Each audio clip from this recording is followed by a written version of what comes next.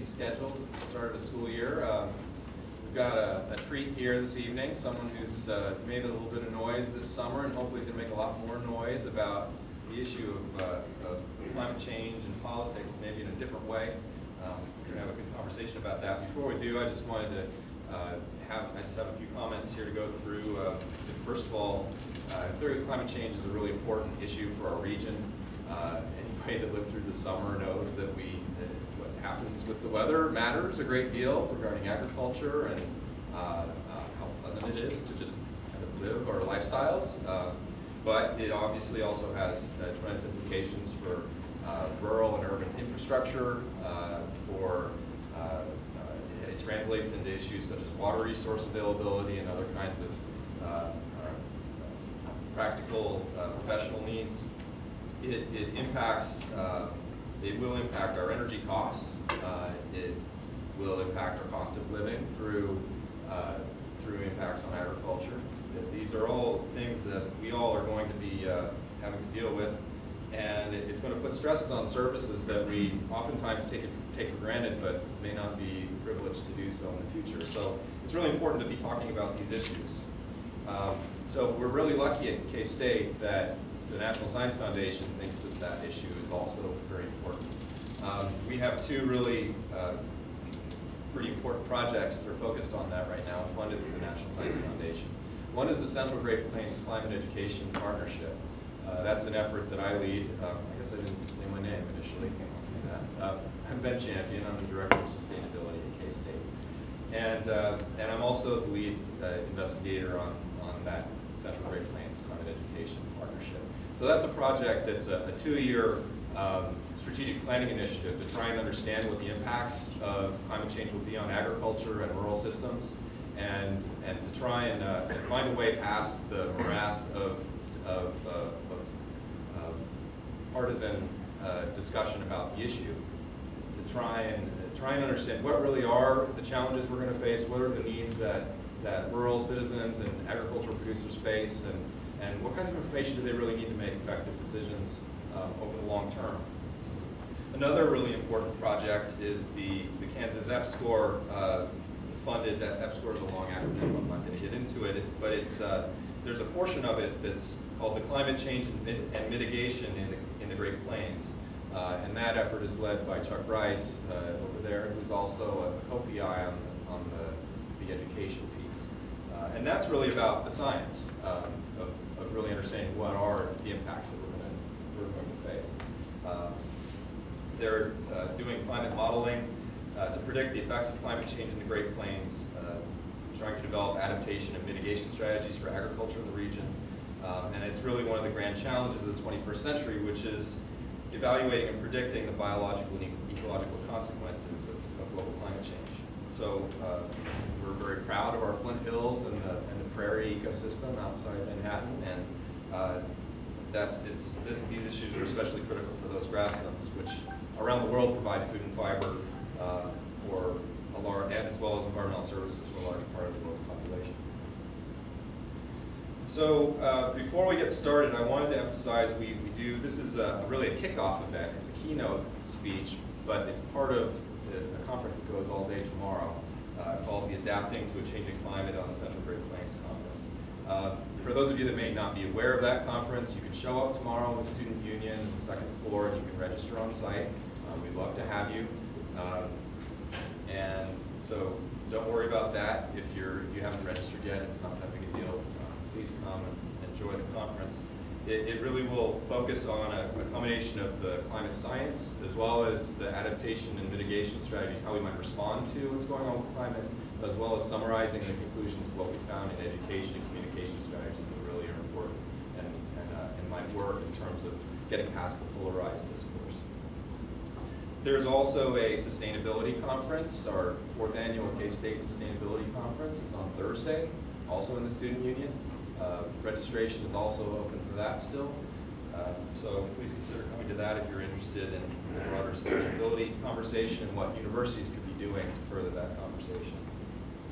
And then finally, I'm supposed to also emphasize that we have a Lou Douglas lecture coming up next Tuesday, a week from tonight, at 7 p.m. in Forum Hall. of Dan Wildcat, who is a dean at the Haskell Indian Nations University here in Kansas.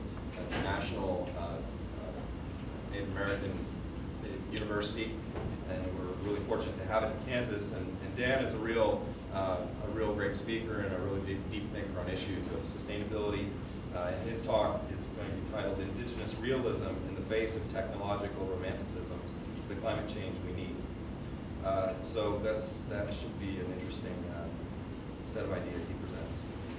So with that, it's time to introduce our speaker tonight. Bob Inglis was elected to the U.S. Congress in 1992. He represented Greenville, Spartanburg, South Carolina from 1993 to 1998, unsuccessfully ran for U.S. Senate in 98, and then returned to the House in 2004. He lost the South Carolina Republican primary in June 2010, and I don't know if the Colbert bump had anything to do with it. I was looking into Bob over the weekend, and I found he was on Better Know a District series for the Colbert Report, and I really enjoyed that. So, and maybe after the lecture or something, you guys can look it up. I thought you did great. But so since then, though, Inglis has championed free enterprise solutions to America's energy security and climate change challenges, and he recently launched the Energy and Enterprise Initiative based at George Mason University, where he serves as the executive director. Inglis grew up in the low country of South Carolina, went to Duke University for college, met and married his college sweetheart, graduated from the University of Virginia School of Law, and practiced commercial real estate law in Greenville, South Carolina, before and between his years in Congress. Bob and Mary Ann, his wife, live on a small farm in northern Greenville County, South Carolina, so he's got a connection to the theme of tomorrow's conference, agriculture. And please join me in welcoming Bob. Thank you, Tim. The only thing is we only have about 20 chickens, and 18 chickens and 3 horses on that farm. It's a farmette. That's different than a farm. You have farms here, right? In Texas, they have ranches that are the size of South Carolina, I suppose. But anyway, you have farms here. I've got a farmette, and so it's great to be here, and really is interesting to come and have this reception ahead of time. Except it's intimidating, I tell you. First I meet this Rhodes Scholar from here at Kansas State. Then I re-meet people like Chuck, who are experts in all kinds of fields, and the provost and people like that. And then I meet Tom and Vern. They're actually serving members of the legislature. I'm a recovering politician. So Inglis, what are you doing here, man? I mean, you're not an academic. You're not a scientist. You're not even a politician, man. I mean, what are you and why are you here? It's a good question. Maybe we'll see if you, on the way out, think, well, it was worth the time. Anyway, we don't know what he was. But so anyway, I'm a recovering politician, I suppose. I used to say as a recovering lawyer, but then I had to go back to practicing law after 6 years in Congress. And one of my partners, who was a little bit challenged on the sense of humor department, told me how offended he was every time I called myself a recovering lawyer. I said, Steve, it's a joke. But he really took it quite seriously. Yes, and if you want to see some humor, you can go to the Colbert Show. Colbert came back a second time to try to help us because he said nobody had ever lost that had been on Better Know a District. So if you go look it up, there's one that was early on, it was like 05 or 6, and then there's one in 10. The one in 10 actually hurt us. It was a Colbert disaster for us just before the primary. But if you see it, you'll know what I mean, because he basically attacks one of the institutions of higher learning in my district named Bob Jones University. And so he goes after them in this piece. What he doesn't realize is that's a substantial chunk, Tom and Vern, of the electorate in a Republican primary. So anyhow, thanks, Stephen. It was great, Stephen Colbert. But he tried to help, and he's from South Carolina. But anyhow, so you're probably assuming, okay, if this is a Republican here talking about climate change, he must be a moderate, sort of like Sherry Bullard, if you know him, from New York. He's a friend of mine. He used to chair the science committee. He's a friend of mine. He's a moderate.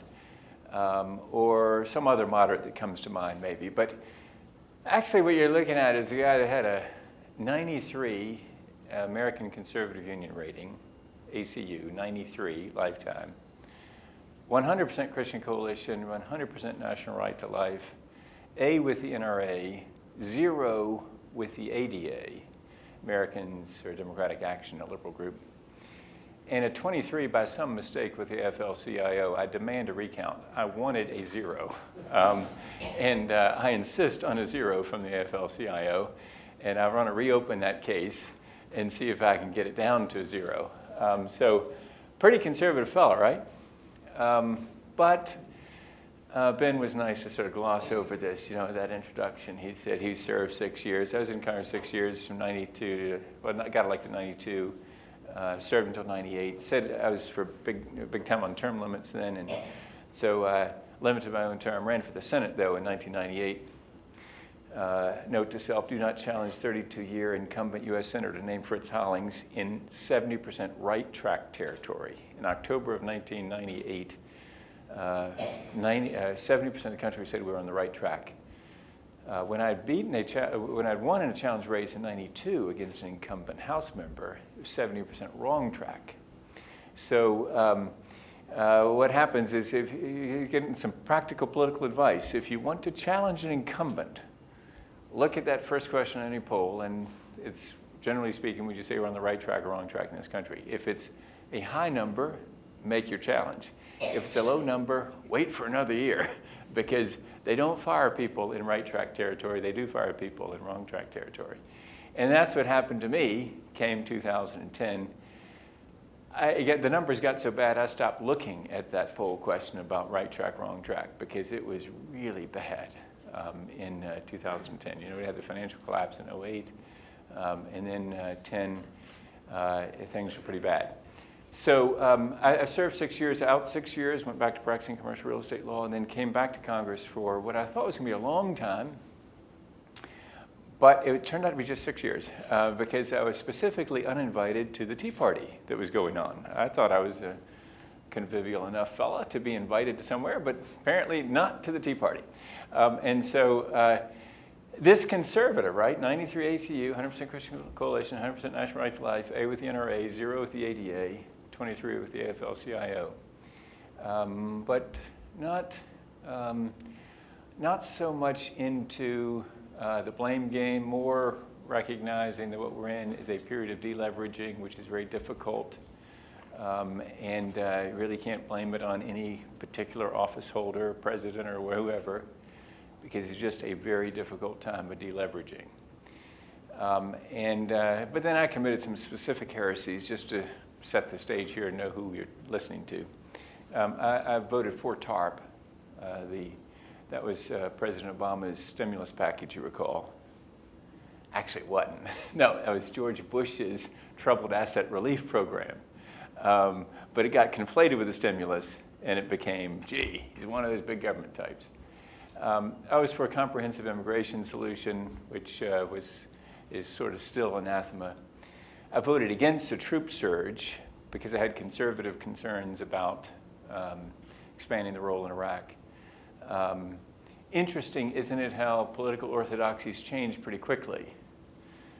In 2012, probably be all right in a Republican primary to say that you voted against a troop surge. In fact, in some elements in the Republican Party, you'd be hailed as a hero for voting against a troop surge.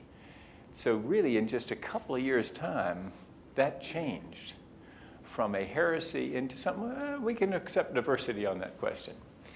But the one that I didn't get any diversity on was saying that climate change is real, let's do something about it. That became my most enduring heresy. Now, you're looking at the guy that voted against cap and trade. I think cap and trade's a bad idea. I think it's hopelessly complicated, decimates American manufacturing, does unto us, not unto China and India. The free allocations are embarrassing to anybody that really wants to have market mechanisms. It was a system that I decided really wasn't worth voting for.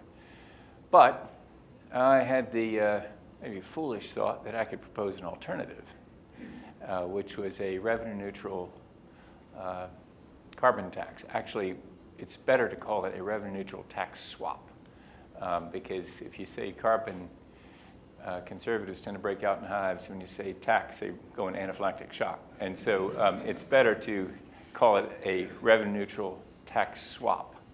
We're going to swap what we tax. Reduce taxes on payroll is the idea. Payroll taxes, FICA taxes. Shift the tax onto CO2. Just change what you tax. Basically, for those taking econ, or maybe this is intimidating too, there are probably economists in the room. It's a Pigovian tax kind of concept where you tax things that you want less of, and you take the tax off things you want more of. So our thought was, let's reduce taxes on income, let's shift the tax to CO2, something you want less of. And my inspiration for that was the fact that Art Laffer and Al Gore agree on this. Art Laffer, remember, was Ronald Reagan's economics advisor. He lives in Nashville, Tennessee. He's a neighbor of Al Gore's. He's been over to Al's house, and they have come to the conclusion that, and this was reported to me by Art, that this is the way to go. Reduce taxes on something, some form of income, shift it onto CO2. And so I rather naively thought that if Art Laffer on the right and Al Gore on the left could agree that we could bring America together with a solution that would work. So what am I doing today? I figure once you become a heretic, just go for broke, you know? I mean, just go ahead and just be a flaming heretic the rest of your time. So I'm now in this effort to try to persuade conservatives that this is our story, this is our song, this is who we are. People who believe in markets, and who therefore can really solve this energy and climate challenge. So that's what I'm doing nowadays, along with Alex Bosmosky, who's here somewhere in the room. We're at the Energy and Enterprise Initiative at George Mason University. And there's Alex back there. He's here, he's present. He just wanted to make sure he answered to the role, you know? We're at George Mason University, where we collaborate with people like Ed Maybach, who you may know at one of the guys that does Global Warming 6 Americas. He and Tony Lacerowitz at Yale do this survey that's very helpful. And so that's what I'm doing now. I live and work in South Carolina, but travel all about, basically trying to convince conservatives of the strength of their ideas. So that's a little bit of background about how I've come to this, and what I'm doing now at the Energy and Enterprise Initiative. What I'm mostly here to do tonight is to leave with you three words that I think encapsulate what I've just described sort of briefly. Those three words are essential to what we're doing at the Energy and Enterprise Initiative. The first is sustainability. The second is accountability. And then the third is reality. So I'm going to describe those three words, but first, I need 2 volunteers. There's a volunteer. And this is good, because I need youthful volunteers. I need good lungs. You got good lungs? Come on up. All right, good. And I need one other. It doesn't, yes, okay, good. Come right on up. Okay, tell me your name. Joseph. Joseph, good to see you. All right. And you're? Kayla. Okay, Kayla and Joseph. So let's see. I'm going to make Joseph. Oh, you got good lungs too? I think so. Okay, good lungs. Kayla, that's yours. Joseph, this is yours. Thank you. Okay, so now. This is what I want you to do. There are going to be times in this room tonight when maybe the talk isn't so entertaining, so we're going to need more energy, okay? And so the 2 of you are going to be called on to make energy while we're here tonight. Now, Kayla is going to make it this way. This is somewhat reminiscent maybe of a wind turbine or something. When we need energy in here, when the energy level is going down, we're going to call on Kayla, and she's going to go like this, right? She's going to create energy going like so. Okay, so let's see if you can do that. Just sort of, no, not take that off. No, you don't. You don't take the, okay, there you go. So Kayla's making energy. That's what we're going to do. And you're going to be roaming around a little bit here in a minute. So Kayla's making a kind of energy that we'll talk about in a minute. Now, Joseph, right? Yes. Is going to make another kind of energy. You are going to, this is where you need the good lungs here. First, we got to get this open. I want you to know we stimulate the local economy by going to the Manhattan Walmart before coming here tonight. Except, unfortunately, it's all from Mexico. So anyway, this stuff. But it was 54 cents per container. So I think it's a fairly low value added kind of product here. Okay, so Joseph, here's how you're going to make electricity. You're going to make energy for us by going around the room and making some bubbles, okay? So that's your way. See if you can test it out. See if you can do this. There you go. Oh, good. He's got good lungs. Really? All right. So when we get low on energy, we're going to call on Joseph, and he's going to make this fossil fuel electricity. Kayla's over here. She's in the renewable business. You'll notice immediately something different about this. Oops, let me ask the students here. Somebody tell me what's the difference between this energy about how long Joseph will be going as opposed to how long Kayla will be going. If she's Kayla, keep going. There you go. Anybody notice a difference? This is going to run out, right? Joseph is going to run out. Look, he's already taken the level down a little bit. You got a long way to go there, Joseph. But anyhow, keep going. So now what's going to happen here is throughout the night, as we get sort of low energy, we're going to call on Kayla and Joseph to make this electricity for us, okay? And they're going to power our lives. All right, so now, Joseph, the idea is you go among the crowd, and when we call, we'll call on you right now to go make a little bit of power, and then here in a minute you can take a rest, and Kayla, likewise, you walk around that way making some power back there. And we'll let you rest here in a minute. But in the meantime, you'll keep making some power, all right? Joseph making his with fossil fuels, Kayla making hers with some kind of renewable, right? Okay, so good. Joseph is getting into this. I once did this, and the guy did not have good lungs, and the illustration did not work. In fact, I had to take over for him. So Joseph is doing a great job. Kayla is doing a wonderful job back there, too. And making electricity for us, we're all very happy here. And so the first word I wanted to suggest to you is key here is sustainability. And I watched YouTube of Ben giving a definition of sustainability. So everybody, as he pointed out in that video, has their own definition of sustainability. So I want to give you one here tonight that will warm the hearts of conservatives. It comes from a guy named Carlos Gutierrez, not the Secretary of Commerce under Bush, but an entrepreneur in Spartanburg, South Carolina, who runs a company that recycles PET. PET, see, this is where I get intimidated. I'm not a scientist. Somebody help me out here, an engineer, help me out. That's the stuff that you make water bottles out of, right? Anybody got the chemical name for it? What is it? Oh, yes. Polyethylene terephthalate. There you go. Okay, good. Okay, so PET. You can understand why I called it PET. So Carlos wanted to sell PET to Coca-Cola. Well, the virgin PET manufacturers laughed at him and said, that's not going to work, because he was talking about recycling the stuff. Because they figured that Carlos would have to melt the PET to return it to a virgin state to then be able to send it as a melted or some kind of goo over to Coca-Cola. Well, not so.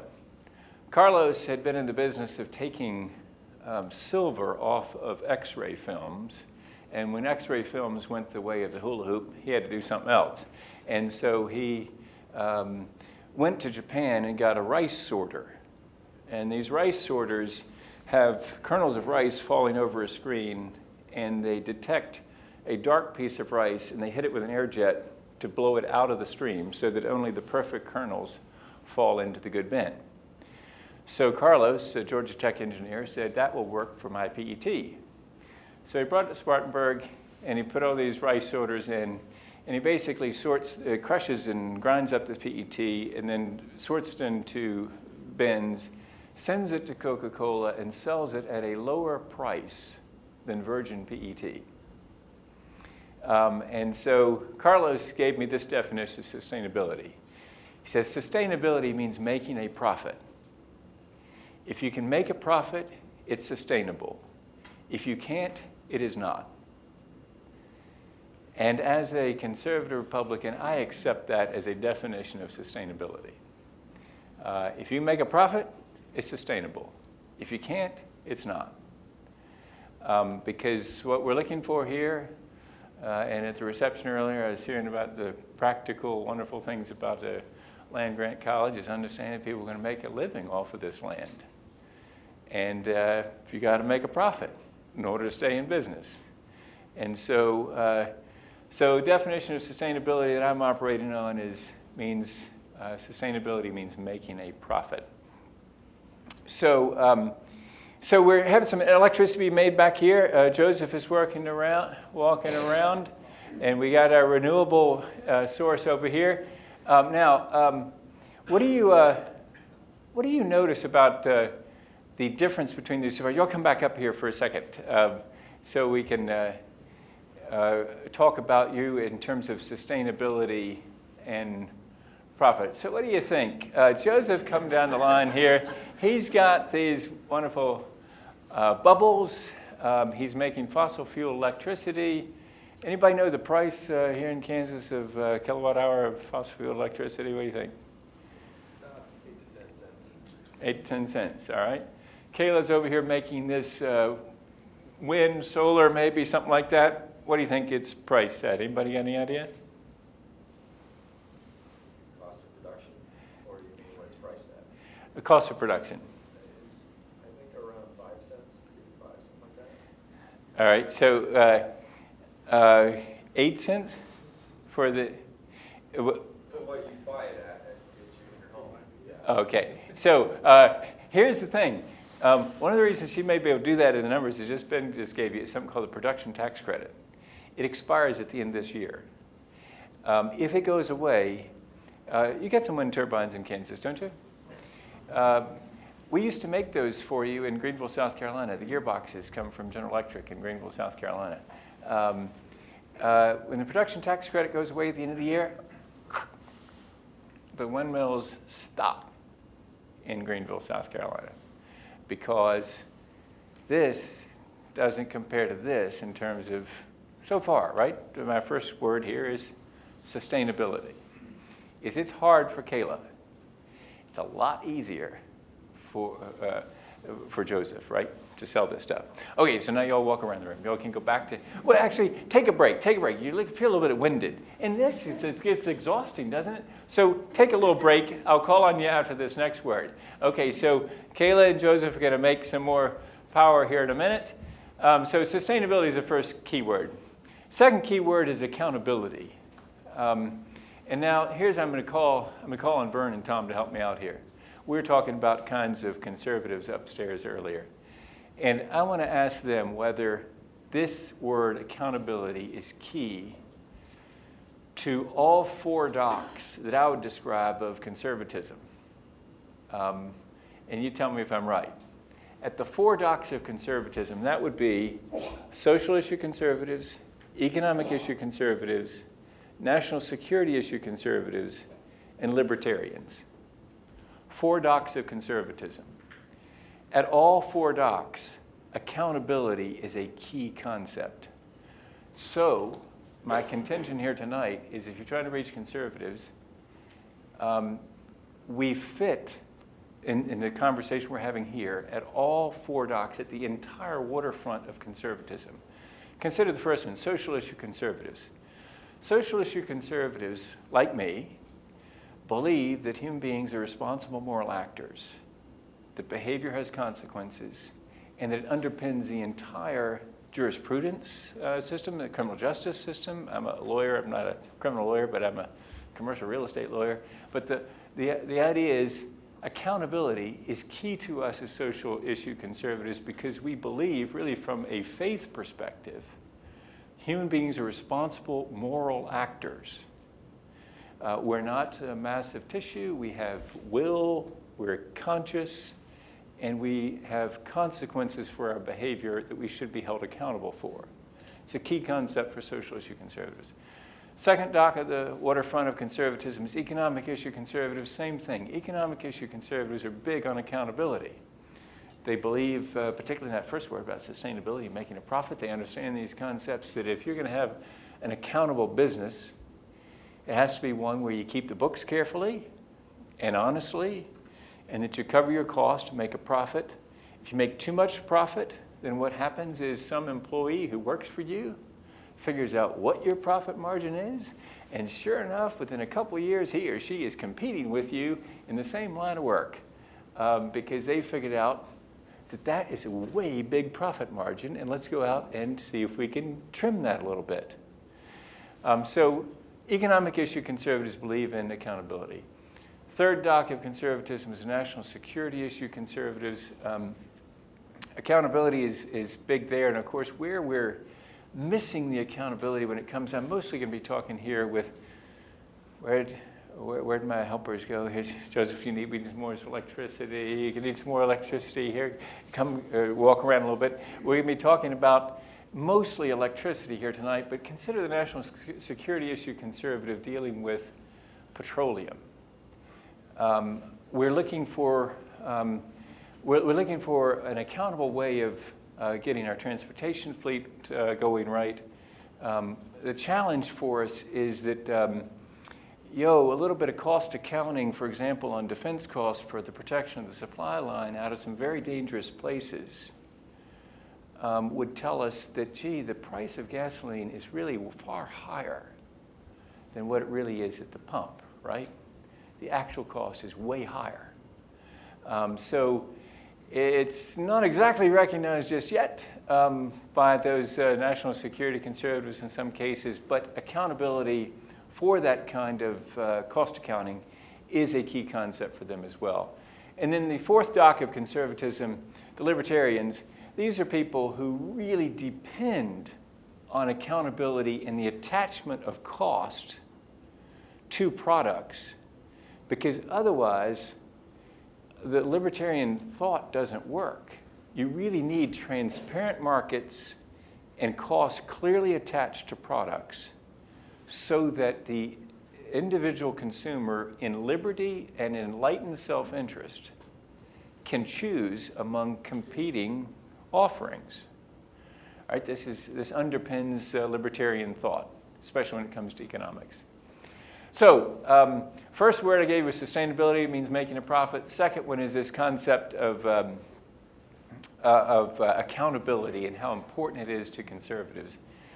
By the way, I should point out that surely there are also progressives that agree with these concepts of sustainability, may have a slightly different definition, and there are progressives that are also into accountability. It's just the case that I'm trying to make the Energy and Enterprise Initiative is it really fits for conservatives, and it's our story, it's our song. The third word that I want to highlight here tonight is reality. So come back up here, my power generators. I need you back up here for another test of this third word, this reality thing. So what do you think about this fossil fuel source of electricity? Come right over here, fossil fuel. What do you think about this? The reality that we're facing without the production tax credit, okay, get ready, here comes the production tax credit, it's going to expire. That's what happens in December. Except for the ones that are built, they maybe keep on going. But the new ones, it's hard for General Electric to make any more sales, right?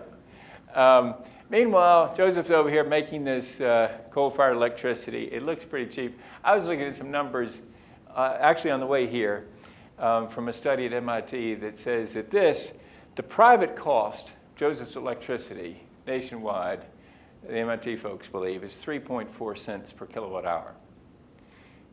That's the private cost, just what it costs to make of existing coal-fired electricity, not new coal-fired electricity. in other words, existing plants. This is at least twice that private cost. In some cases, if it's concentrated solar, it's way higher. It's like 27 cents per kilowatt hour. But that's for peaking power. It would not be for base load. So there are experts in the room that are saying I'm mixing apples and oranges there between peak and base load. But the point being, this one is pretty cheap, right? So we could stop the reality presentation, or the word reality, with this observation that, Joseph's power really looks much better, right? We could all just go home. But now here's what I want to do. Anybody who was hit by one of Joseph's bubbles, please join us up here. I need you, if you got one of Joseph's bubbles, just come on up here. Come join us if you would. Come on down, you're the next contestant. Oh, you all are too young to remember that show. It was The Price is Right. Some of your professors remember it. Okay, so you were hit with these bubbles. Joseph, you did such a great job. I'm sorry for you, though. You now have lung disease. Yeah. You basically have something wrong with your lungs, because the little problem that Joseph has here with his power is that he sends out an awful lot of small particulate soot that cause 23,600 premature deaths each year in the United States and over 3 million lost work days. And so now we're talking a different kind of reality, aren't we? It looked mighty cheap, Joseph. But now what we're finding out is it's not so cheap. Now, everybody in the audience was thinking, well, it's working out fine for us. We got Joe's power over here. 3.4 cents says the private cost, says MIT. But now I want everybody in the audience to please take out your wallets if you got them, and just put your hand on, well, you've got a bill, but I don't have many of those. I got a credit card, however. My wife and I have 4 kids, and the 4th one just started college, so believe me, it's this. There are no bills in here. Anyway, in fact, Alex, how are we getting home? I guess on this. Okay, so if you have your credit card in hand, I just want to point out that you're now going to pay for all these people, because I want to divide these folks up a little bit. Let's see. I think I want the 3 of you. No, 4 of you right here. Okay, there you go. You all be together. And then I think we'll have like these 3 right here. You come to join, you 2 join Ben. And then you all go back that way a little bit. I divide you into sort of 3 categories here of people that you, with your credit card, are now paying for. These folks are on your insurance policy with you. They are your fellow insureds at Blue Cross Blue Shield. Is that a big company here? Y'all got big Blue Cross Blue Shield in Kansas? Okay, so they join you at Blue Cross Blue Shield. Your premiums just went up because of these folks. So you just paid for Joseph's electricity in a different way than at your meter. Now, these folks are Medicaid recipients. These people went to the hospital and they were on Medicaid. They've got low assets, let's say, and they couldn't afford it. You just paid for them through taxes. Now, these folks over here are Medicare recipients. These are like my parents, 89 and 86 in Bluffton, South Carolina. I thank you very much. You're basically paying for their health care. And so these are the Medicare patients who showed up at the hospital that you paid for in your Medicare taxes. So now we're talking reality. All you all can sit back down. You are suddenly healed, by the way. By coming down front, you are healed, and you are now better. And we wish you well. And didn't our power producers do a great job? Give them a hand for doing such a great job of, oh no, you get to keep that. You get to keep that. You get to keep that. Joseph, how much you got left in there? Oh, he's down. But anyway, now he's just making fun. No more lung disease now. So the point of this is fairly obvious, I suppose. We're trying to illustrate negative externalities and the attachment of those negative externalities to the product. And so the reality word that I'm talking about here is the reality of what really electricity costs. And if you're in a state like Kansas that has a big dependency on coal, I'm here to suggest to you that perhaps the price you're paying at the meter is not at all the price that you're paying. That there's a far larger price that you are paying. But you are paying it unless, if you allow me to be a little bit partisan here for a moment, unless you're some wild-eyed liberal who believes there's such a thing as a free lunch. If you're a conservative like me or a progressive with your head screwed on right, you understand there ain't no such thing as a free lunch. The name of Milton Friedman's book, No Such Thing as a Free Lunch in 1975. So you are paying the full cost of coal-fired electricity, just not the meter.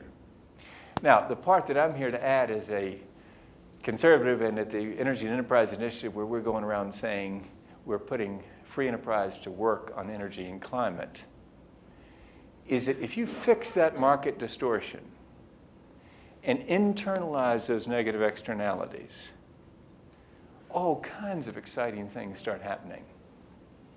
And I would divide that into two specific recommendations. Number one is let's eliminate all subsidies for all fuels. Whoa, everybody's thinking, now let's think. Where you sit determines where you stand, you know? If you are the farmer thinking about selling some rights to the guys that are going to put up the wind turbines, you're thinking, hey, doesn't sound too good. That Inglis came to Kansas State, we rode him out of town on a rail. That doesn't sound any good at all to eliminate all subsidies for all fuels. If you're the Tea Party, you say, yeah, no more Cylindras. No more picking winners and losers. No more Barack Obama and all of his buddies getting all the government money. Great, I'm with you. Let's eliminate all subsidies for all fuels. Now, if you're oil and gas, that means, that cap we give you on the damages that accrue to spills that you create offshore or on the land, that's a subsidy, it just went away. Oh, you're fully exposed now, right? That changes the financing, by the way, of oil and gas. And if you're nuclear, I'm a big fan of nuclear, and I'm about to speak against my own interest because I really am a big fan of nuclear. By the way, in South Carolina, we get 50% of our power from nuclear, and we like it fine. But if you're going to eliminate the caps, the damage caps that are, and the liability limits that are on power plants, then you expose them to a very different economic reality than the one they face today. So let's start as a sort of a talking proposition. Let's eliminate all subsidies for all fuels. And second, let's attach all cost to all fuels. Well, now that farmer that's going to sell the land to the guy that's making the wind is breathing again. He's thinking about sending his daughter to college because he's thinking, okay, so if you really make coal pay for all of its cost, then I might be competitive out here in the wind business. And so our very simple contention really is let's just attach all costs to all fuels. Let's eliminate all subsidies for all fuels, and let's have the marketplace decide where to invest money and how to fix this thing of energy and climate. And so I'm going to stop here in just a second and start hearing your questions and comments about any of these things. But basically, the thing that I would like to communicate at this point before we go to Q&A is that we've got a substantial risk that we face in climate change. That's the subject of your conference.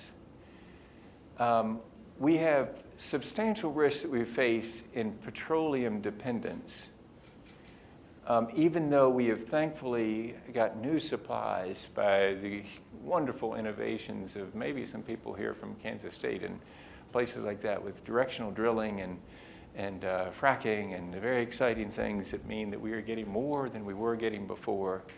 Very exciting. But still, we are dependent on regions of the world that don't like us very much, and that that by gasoline, we fund terrorism in some of those places aimed at us. And then, of course, we raise tax revenues to go hit them back. But the point being that we face great danger, both in that national security front in the case of petroleum and when it comes to electricity in the climactic risk that we're running. But we also face an incredible opportunity. In 2008, my primary opponent called me the Al Gore of the Republican Party. Sadly, it sort of stuck. Because believe me, I mentioned it to the vice president subsequent to that, and he said, "I'm glad to know my name has become an epithet in South Carolina." I said, "Oh, yes, sir. Yes, sir, it has, in the Republican Party." But anyway, so, but my 2008 opponent said, as the Al Gore of the Republican Party, he used to say, "It's what Bob is talking about. What Bob is talking about is pain and misery."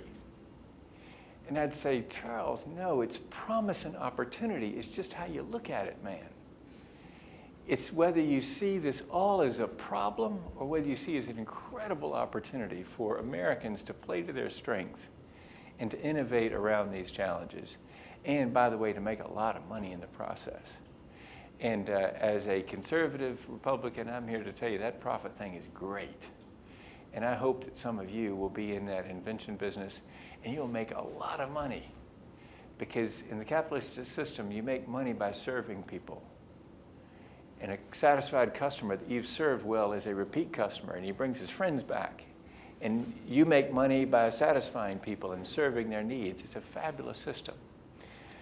We need to make the power of that come alive when it comes to energy and climate, and I believe that we can be about solving it. Let me stop and see if you got questions or comments about any of these things, and then I'll close after a while here. But Ben's going to be the traveling mic. He's got the microphone that's going to amplify your voice, so you can tell me whether you agree or disagree, or questions or comments.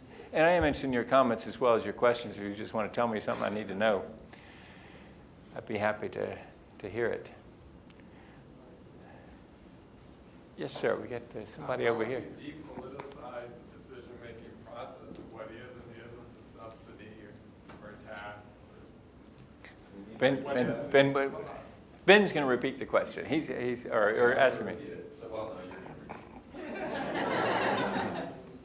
The devil's in the details. How do you depoliticize the process of determining what is and isn't a cost and what is and isn't subsidy?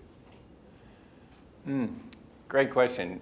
Well, answers you can't depoliticize it. Am I right, Vern and Tom? What do you think? It'll always be about politics. Where you sit, it does determine where you stand, right? I mean, it's just, and some of that is built into the system, rightfully so. These two guys are representatives in the state house, right? I was a representative in the U.S. House. You represent your district, because there's nobody else who's going to represent your district in Washington, for example, or in Topeka than the guy or the lady that's representing that district. And so if your district is coal, you got to expect John Shimkus, for example, from Illinois to speak for coal.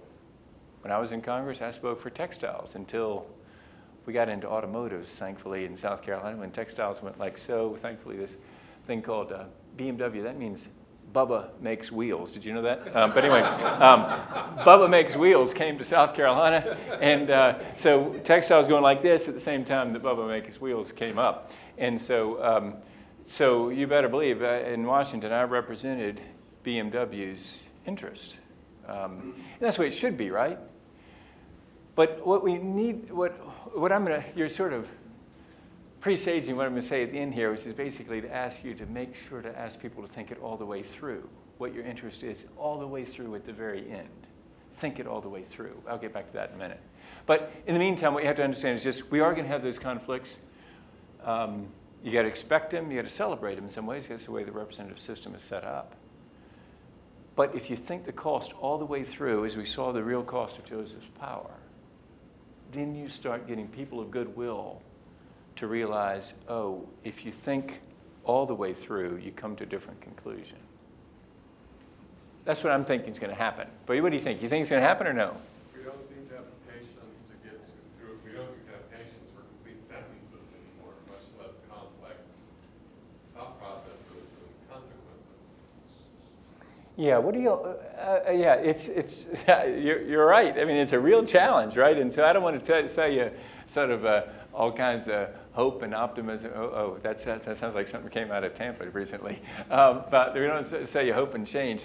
But, you know, I don't want to sell you a bill of goods here and say it's all going to come up roses when everybody thinks it all the way through. It's going to be hard.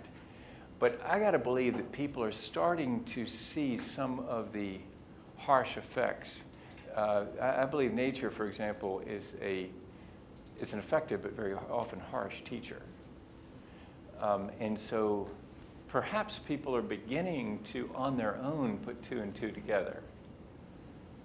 But maybe I'm overly optimistic. I'm optimistic about our ability to, you know, a lot of people say, to quote, I think Einstein, who says this, the masses are asses. That's what some people approach politics as. I may be complete Pollyanna and putting way too much faith in American people, but I believe that people are way smarter than that. And that they will figure it out. They are busy, and they can't maybe make the entire presentation like this. You know, they're taking their kids to soccer tonight. They're minding their business, whatever. But give them a chance, and they will. If you speak to people in a way that expects them to understand, they really can understand, I believe. But maybe maybe there's a reason I'm a former politician.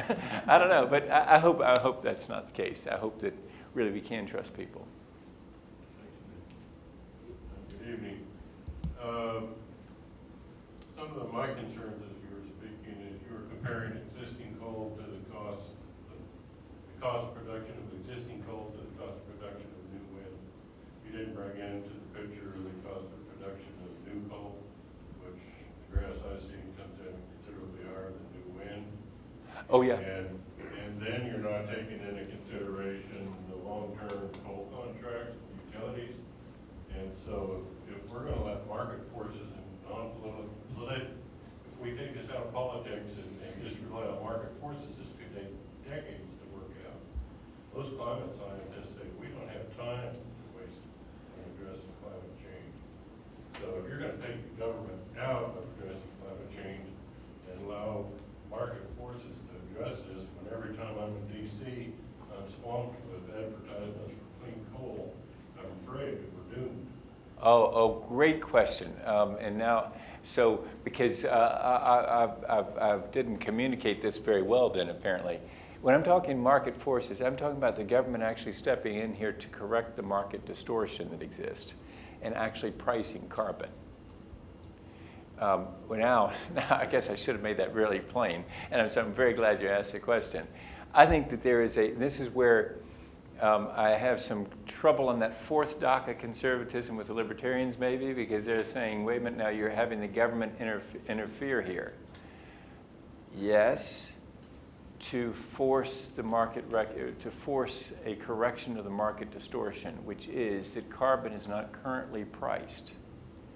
I can belch and burn for free. Joseph is able right now to make that power the way he's making it, there he goes again, without accountability for those small particulates. What I'm talking about is making him accountable by attaching a cost to that carbon. The way that I would do that if I had a choice is a bill that I introduced was a 15-page alternative to the 1,200-page monstrosity of cap and trade. Basically what it would have done is $15 a ton tax on carbon rising to $100 a ton over 30 years' time. Border adjustable tax so that it was removed on export, imposed on import. So it doesn't decimate American manufacturing. It basically forces China and India into an upstream application of a carbon tax in their own economy, because they don't want to have the trouble and pay the fee, the landing fee of landing materials in this country and paying the carbon tax. That's the equivalent of what if it had been the carbon equivalent if it had been produced here in the United States. And so it basically it forces an approximation of those costs to be attached to the products. fixes the market distortion, and then we see the real comparison between these two sources of power. And you're right, at that point, this MIT study I was just, as I said, reading on the way here, says that, new coal is more expensive. If you add the social cost to coal, to new coal, it's considerably more expensive compared to, for example, wind. Because wind has very few social costs attached to it.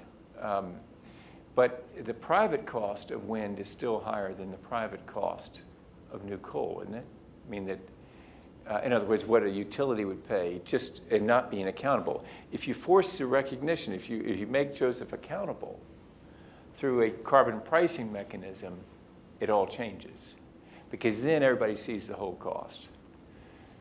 And so, for example, right now in South Carolina, I'm embarrassed to say this, but I'll be transparent. I don't have a solar water heater on my roof in South Carolina. Why? Doesn't make any sense to have one on my roof. Why? Because my electricity is so cheap that it just, the payback isn't there for the investment in a solar hot water heater. Now, you go to the same latitude into the Middle East, let's say Israel, Jordan, you find every structure with a hot water heater, solar hot water heater on the roof. But not here, not in South Carolina. Why? Doesn't make any sense. But if Joseph had all of his cost attached, I'd be dialing up a solar hot water heater installer. I'd be saying, get to my house quickly. 1/3 of my electricity goes into heating hot water for my family. Get there and put a solar hot water heater on my roof. I'd be creating jobs. I'd be creating new technology. We recently put a new roof on our house. I begged Dow Chemical to sell me some shingles, some solar-powered shingles. They're not selling them yet, except in 3 states, South Carolina not being one of them. So I've got dumb shingles on my roof. I was hoping that when the house is 15 years old, that when we replace the roof, it was going to be replaced with solar shingles. Not ready yet. Because, why not ready yet? Because there's nobody really demanding it. I mean, I was trying to be an early innovator, an early adopter, altruistic maybe. But most folks are going to say, I'm not going to go that far. You make the price thing work, back to that first key word, sustainability. You show me how the numbers work, it becomes sustainable, right? But you got to create the market for that by sending the signals that work for people. Ben, you got somebody with a question or a question or comment? I'm a chemist who knew about polyethylene terephthalate. Yes, yeah. So in the interest of full disclosure, I will disclose that. Interesting hypothesis. Thank you very much for sharing. Yeah. One of the concerns I have, and you mentioned the innovation piece, and from the chemical industry perspective, many industries, you mentioned one, Dow, there are lots of others that have ramped down their R&D. And from your hypothesis, what do you see as the ramp-up time for companies such as Dow or the pharmaceutical companies that have also ramped down their R&D in response to a lot of other external forces? How long do you think it'll be before we can get back to that state of innovation, both within private industry but as well as universities, where we are the innovators that can help stimulate this economy that you proposed? Yeah. So what are your thoughts about that? Yeah, I don't want to go back. I want to go forward to that because I don't think we've been there yet. I don't think we've been there with the price really attached to where we can actually see the true cost of all forms of power and compare them. We haven't been there yet. If we go there, I think innovation will be very rapid because if you think about it, compare it to the internet and the PC. I remember in 1997, I was in the Charlotte airport and a guy asked me, you got an email address. And I whipped out my card. I was so proud. I handed him my card, and I said, see, right there. He said, that's a website. And I said, honest to goodness, what's the difference? This is 1997, right? Now, lest you think I'm really stupid, think about yourself in 1997. I mean, actually, if you were at university, you probably were already operating the internet. But it wasn't long after that. I mean, the innovation came very, very rapidly. Tom Friedman says in The World is Flat that it was really sort of 98 to 2000 is when it happened. So if you think about the change and how rapidly these people like Bill Gates chasing a dollar were bringing products to the market, and how quickly they got cost crashes, and how quickly they got penetration into our lives, it's amazing. It's because free enterprise is working. And this is where I will claim a distinctive about really a role that I think conservatives should play in this, is we should be the ones saying that, see, that worked. Now, the other part of what that is that basic research is what the government did at DARPA to make it possible for Bill Gates and Steve Jobs to make the money they made by serving us, their customers, and giving us really great products and prices coming down and incredible opportunities. It did start with some basic research. And so I'm here as, again, violating my libertarian friends by saying that I think as a Republican, we should be investing money in basic research. And then when it comes to commercialization, figure out a way as quickly as possible to get it into the hands of somebody who's got a profit motive. Because that person will run faster and harder than any fickle tax incentive or clumsy government mandate can drive you. Because if you got a fickle tax incentive, well, it expires and it phases out and it's complicated. Or you got a government mandate that says, here we want to have this level of this and that level of that. No, just let me do it. And if you let me do it with a profit motive, I'll get there faster than your government could ever. So I hope I'm saying we're not even there yet. We've never tried it. We've never tried having a transparent energy market, all the cost in, true comparison, true cost comparison, and then watch what happens in the free enterprise system. Yes, sir. So just one quick comment, and I'd like to see your response to this. I just finished reading Michael Mann's book, The Hockey Stick and Climate Wars, and it's an excellent expose on basically what he faced as a scientist. Yeah. In terms of a very well-funded propaganda machine, essentially, that's back to climate denial. And so when we talk about the true costs and actually putting some sort of economic value on these negative externalities, I think we'll face the same uphill battle with getting agreement on those kinds of costs. I think is going to be a major stumbling block.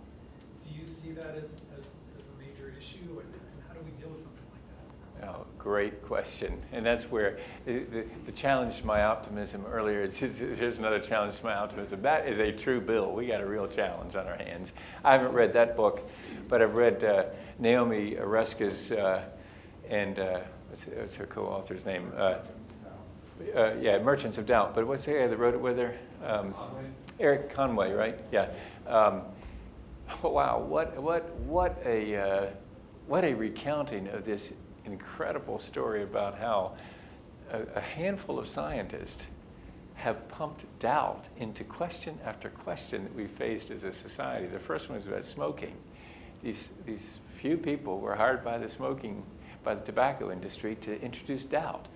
Might be your particular DNA, not the smoking. Might be, your workplace that caused that cancer. Might be. And what scientists could say, no, absolutely, you smoked, therefore it caused cancer? The answer, no scientist would say that. Because it could be your DNA, and it could be your workplace. But chances are, that 2 packs a day was not real good for those lungs, and was probably driving a cancer problem. And so they started there, but then they went into acid rain, they went into ozone, now they're into climate change, and they've had a couple more that are in that book. And what's amazing is the same few people. And what's equally discouraging, and that's why I want to be a little bit realistic, tone down my optimism here a little bit, is Alex and I are going to see the Wall Street Journal here later this week. And they recently ran a piece within the last year signed by these scientists who were introducing doubt about climate change, pumping the doubt in the system, blowing smoke. And they're people that they were offered a piece by a factor of 10 times more scientists saying the opposite. They didn't publish that when they published the minority position as though it were the majority position. And the challenge for me, it's a real world, is that I'm trying to convince conservatives. Well, conservatives read the Wall Street Journal editorial page as though it is gospel. And so it's hard to be the trusted messenger when they've just read it in the pages of the Wall Street Journal, and now you're Inglis coming with a different story. And you want me to believe you? Well, you got tossed out of Congress, man. And these people are still writing in the Wall Street Journal. So, but here's my hope. Eventually, the truth comes out. But back to the point over here, is just come back quickly enough. Does the truth come out quickly enough for us to make the changes that need to be made? But you're right, it's a real challenge. But here at the end, I'm going to ask you to help me with that. Actually, I think I'll change my question based on your answer there and just ask, what convinced you? Oh, great question. Well, two things. One is I got in all kinds of trouble for mentioning this first one. My kids. It sounds like Jimmy Carter and the, and he spoke to Amy about, only the professors will remember this. He spoke to Amy about nuclear war or something, and then he made a speech about it, and people made hay about how Jimmy is listening to his 13-year-old daughter or something. Well, my kids were voting. My oldest was voting for the first time when I ran again for Congress in 2004. I was in 6, out 6, and came back for another 6. And so I was running again in 2004. And my son said, Dad, I'll vote for you, but you're going to clean up your act on the environment.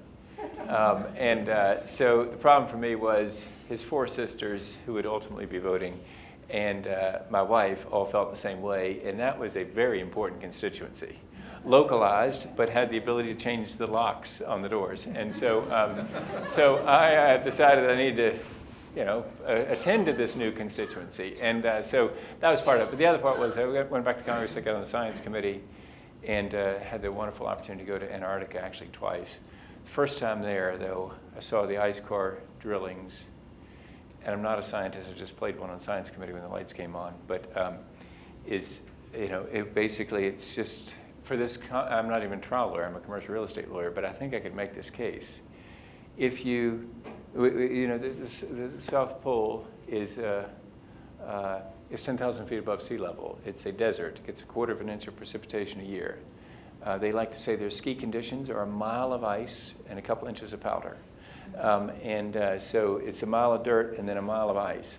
We drill down through there, we check the CO2 levels in what scientists believe is an 800,000 year record of the Earth's atmosphere.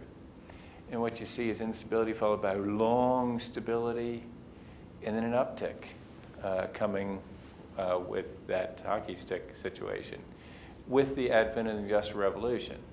Now, I'm not a scientist, not a trial lawyer, but I think I can sort of think this through. Doesn't that just sort of make sense? Is that, if I burn a tree, which I hope to do this winter in our house in South Carolina, if winter comes this year, but if it does, I hope to burn a tree. That tree is right now collecting CO2 out of the atmosphere and making oxygen for us. And so if I burn the tree in this current environment or this current atmosphere, no change really, right? I mean, it isn't affecting the chemistry of the current system. But if I go into the earth and pull up coal or petroleum that used to be trees and green stuff, and under time and pressure and temperature down there turned into something else, I pull it up and I burn it, I change the chemistry of the air, which affects the physics of light and the escape of heat. And it's just sort of, it all became sort of clear to me in Antarctica about all that. And so I decided, actually on the second trip is when I decided, under the influence of a wonderful Aussie who works for NOAA in Australia, our Noah, he was one of our employees. Just that this is time to let's do something about it. And so that's how I decided to get involved, and to my political peril. But I think it's going to come around. Republicans are going to see this, and we're going to see that we are the party of Teddy Roosevelt and the party that believes in markets, and we'll fix this if we can get through that the doubt machine thing. Yeah. We need to commercialize ice core coming. Yeah, our trips to Antarctica. Get to Disneyland down there, maybe? Yeah. Thanks, Bob. Maybe a comment or two and then a question. One is that we had a conference, Soil Science Society, and we had Tom Friedman come. Yep. And he made an interesting comment that him and Cal Gore, or him and Dick Cheney were together. That when Dick Cheney said there was 1% chance of weapons of mass destruction, that we ought to do something about it, that Friedman agrees that we have a 1% chance that climate change is real, that we ought to do something about it. Yeah. Somewhat paraphrase that, but I guess in your comment about national security, and I know from the early years, even under the Bush administration, that the Defense Department was studying climate change, although the administration didn't agree with it, but they were studying from a fact of where, being this is a land grant, Kansas being an ag state, that food security and water issues were going to create national strife or international strife, and that will affect our national security besides the oil that you mentioned. So how do we, I guess the question is, how does that translate? How do we get some of those issues, particularly the last couple of years with the fair building, whether creating risk with our food security system, and how do we respond to that? How does that get translated to Congress and our economic engine? Our risk in climate change? Risk in providing food security and ultimately results in national security. Yeah.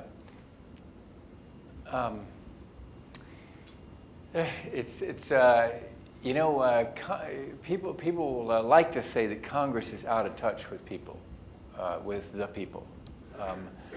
I'd say that's the opposite way around, really. Congress is very much in touch with people. In fact, more inclined to follow than to lead. If you think about it, it's sort of a quaint notion of leadership, perhaps, that you should actually be leading from point A to point B, rather than just following people where they're already going. Actually, Congress does way too much of the latter, which is following people. Really needs a few people to step out front and say, no, really, this is the better way to go. And well, I'll show you the better. Now, the problem is when you say that I got a better way to go, you might just take an arrow in the back, because a lot of pioneers do.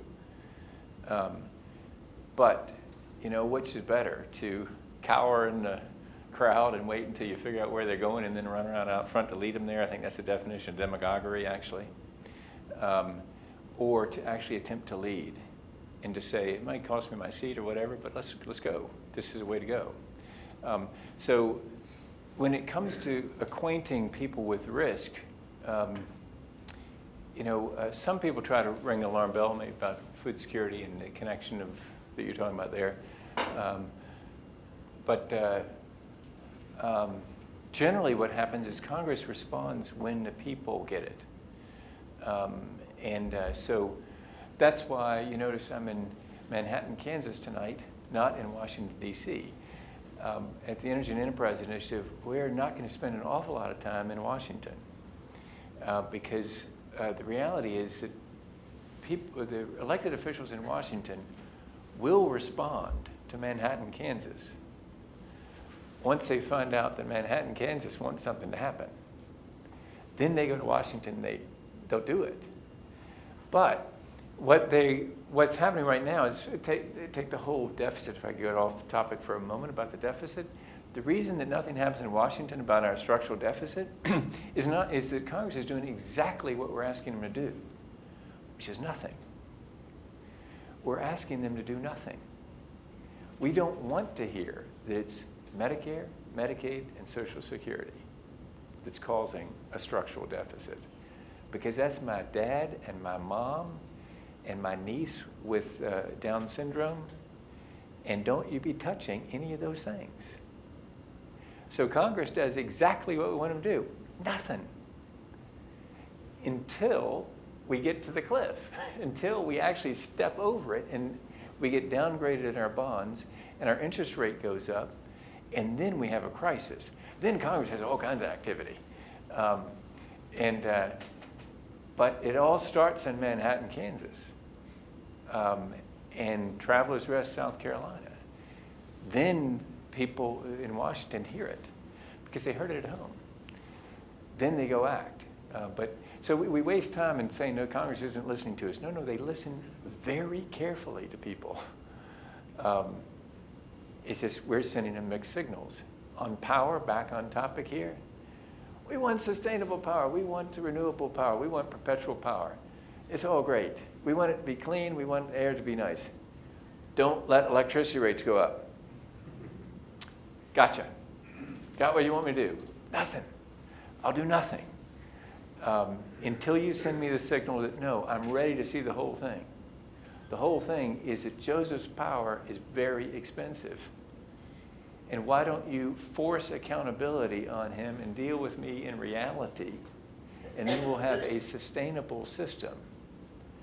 And we will price carbon. Not, by the way, very important to make sure to make this point here as a conservative, not in a grow the government kind of way. That was yet another reason I voted against cap and trade. But rather, if we're going to price Joseph's carbon over there, I want a tax cut somewhere else. Because I don't want Washington to suddenly find a big pot of money in Joseph's power. I want him to say, listen, lighten up on my paycheck so that I can have a whole paycheck to go pay for this real power that I'm getting and pay the full price. Because then I'm calling that solar hot water heater installer to get to my house. And I'm getting off the grid, basically, at that point. And I'm becoming an entrepreneur myself at my house with those solar panels that I might put on my house that then become cost effective.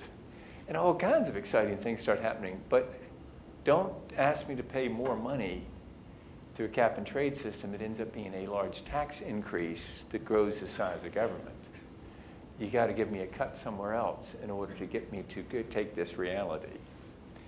I have a question. Yes, sir. And Probably the last question. I don't want it to be interpreted as fatalistic Yeah. by you or the audience, but and when you hear the word but, it makes sense. Usually it's contrary to what you just said. Yeah. Okay, but I read an estimate that the global kind of sunk cost investment in our fossil fuel infrastructure is around $10 trillion. And what you're proposing is basically would lead to the diminishment of value of that $10 trillion of invested infrastructure to a very substantial degree. Now, it also would create, new opportunities for another $10 trillion worth of investment in another kind of energy infrastructure. So there would be opportunity to it. Right. I kind of see the two sides of it Yeah. there. But you just kind of finished saying, well, we all need to kind of rise up as citizenry and engage with our elected officials. Right. And as people, as biologically human people, we can do that. But there's a whole other group of people out there that the federal government considers people, and it's corporations that have a lot of, they are the ones who own this whole infrastructure that is worth all that money. Right. And so I guess my question is, who's joining you in terms of partnership to challenge those vested interests? And who do you need to join you? And what does it take for that to happen? Yeah. Because the expression of politics is not just about citizens rising up, but it's about that other kind of cosmosphere of interest too. Yeah, great question. I'll give you a name, John Rowe, who just retired from running Exelon, great big utility in the Chicago area. He's going to join us in the spring, and he's basically going to be on the same sheet of music. SCANA, South Carolina's largest publicly traded company, joins us. They've just announced the closing of 6 coal-fired plants. Sorry, Joseph. They're closing, actually, not so sorry for you, because they're replacing them with natural gas plants. That has to do with a market change, which is this is where I'm going to move it, of course, into the strength of conservatism here, and why really conservatives, you're a conservative here tonight, you are the answer to this challenge, because you believe, when you heard Ben's question, I hope if you're a conservative here, you were thinking, that's what the labor unions have always said to us? We can't change anything? We're the people who believe in rapid change and creative destructionism. We're the people who would cry, who would say, who cares to AT&T when they say, we got all these fiber optics and copper in the ground, and now you're replacing it with these things? And we say, tough, AT&T. Why don't you get in this business? Because there went the value of your entire network. Who needs it? All that copper you had in the ground. And so what we say to the buggy whip manufacturers is, hey, we're going to buy Ford automobiles, and we don't care about your buggy whips. So this is what conservatives believe. This is what we think is the strength of conservatism, is that we're ready to go. And we're ready to go with these new people who are going to make all this money in selling us these things, and to heck with that thing standing on the wall. A lot of you probably don't even have a land line at your house anymore. Who needs one if you got these? And so there's a huge value in that it's just going crumbling to nothing by the people who have all that. And so same thing's going to happen, I predict for you, in the coal-fired electrical generation facilities. It's why so many power executives have said to me and to other members of Congress, just give us clarity. All we want is clarity. We don't care what you do, but just tell us what the answer, what is it? Are you going to price carbon, yes or no? Because if you're going to price carbon and you're going to force Joseph to recognize some of those negative externalities, then we know what we got to do. We're not building coal, we're building natural gas until we can get to nuclear. And that's the kind of, the exciting thing is that if you're progressive, here's what I want you to do is, and I'm going to close with this, because you'll want to go do other things, what I'm going to ask you to do as a progressive is to basically extend grace to conservatives who were the ones that tried to convince you that cap and trade was really a great Republican idea, and then they walked away from it after they got you convinced to fall in love with this thing called cap and trade. Now some of us conservatives are coming back with a completely different thing, which is called a tax swap, where we reduce taxes on something and stick a tax on carbon dioxide as a way of approximating the negative externalities in Joseph's power. So if you're progressive here, please extend a little bit of grace. If you're a conservative here, what I'm hoping you'll do is help us, and there are other conservatives doing this, encourage people to look at the whole of the cost and to think it all the way through, as I was talking about earlier, and to get all the way through to the end. And what you get at the end is that the free enterprise system can solve this if all the costs are attached, and if you don't go government, and you leave people with money in their pocket to fund the innovation, then all kinds of exciting things start happening. And if you're mostly here concerned about climate change, and I join you in that concern, then what we do is we rapidly get declines, like the decline we've gotten by SCANA turning off 6 coal-fired plants, switching to natural gas. CO2 emissions are down in the United States precipitously because of the human ingenuity and innovation in new natural gas. That isn't where we need to stop. We need to keep going beyond that. But it's a very exciting opportunity. Alex, you want to say something that we have here? Not in reaction, Yeah. just in addition. I'm Alex, I work with Bob. I'm the Vice President of Shameful Self-Promotion for the Initiative. And I'm not very good at the social media stuff, so I'm just going to do this whenever we're in front of a large group of people and say, please go to Facebook and Twitter and follow and like us for trying to build a coalition. And then secondly, I'm not just asking you for something. We're actually also, we just announced an award, a contest for conservative thought leadership on energy and climate. So for anybody with, that wants to defend the position or further it, that conservatives should care about energy and climate, that it's true to conservative principles to act, and what a solution might look like. Please check out our website for the details of that contest and throw your hat in the ring for a chance at 5K and a cool trip with Bob to some other place in the country to talk to more young folks about, how to make this happen. There we go. You got to be under 25 to enter. If you're under 25, you can. First prize is a $4,000 award, and then this trip Alex is talking about. So check out our website for that. Can I? EnergyAndEnterprise.com. EnergyAndEnterprise.com. Yeah. So let me stop with this, if I may, just to tell you that I have tremendous faith in the American people, as you said, to understand things and to innovate. And part of that comes from 4 trips to Afghanistan and 5 to Iraq. My first trip to Iraq was actually with Senator Jim DeMint and your governor and Rob Portman, and we were in Iraq, and we saw the Battle of Fallujah explained by a guy named Sadler, General Sadler, a Marine Corps general. And his favorite slide in his presentation there in Fallujah is now, courtesy of my staff that was so wonderful when I was in Congress to get this picture for me. It's now in my little teeny office in my house in Travelers Rest, South Carolina. It was the general's favorite slide in his presentation, and it illustrates, I think, why I'm so optimistic about, yes, we've got a danger, we've got an incredible opportunity. Is in this slide, there are these 2 American soldiers. One of them has his helmet off, and he's got it on a stick, and he's lifting it above the concrete wall that the 2 of them are crouched behind.